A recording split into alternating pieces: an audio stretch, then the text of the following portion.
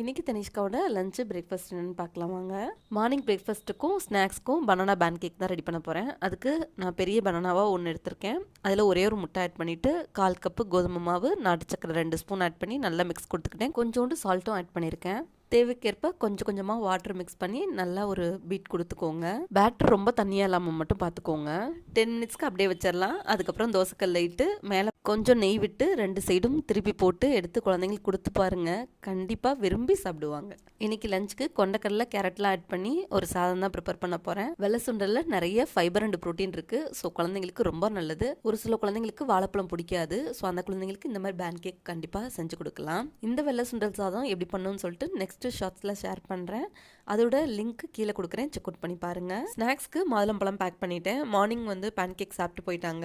லஞ்சுக்கு கொண்டக்கடலை சாதம், கேரட்டு, கர்டு வச்சு பேக் பண்ணிட்டேன். இந்த வீடியோ பிடிச்சிருக்குன்னா சேனலை லைக் பண்ணிக்கோங்க. பாய்.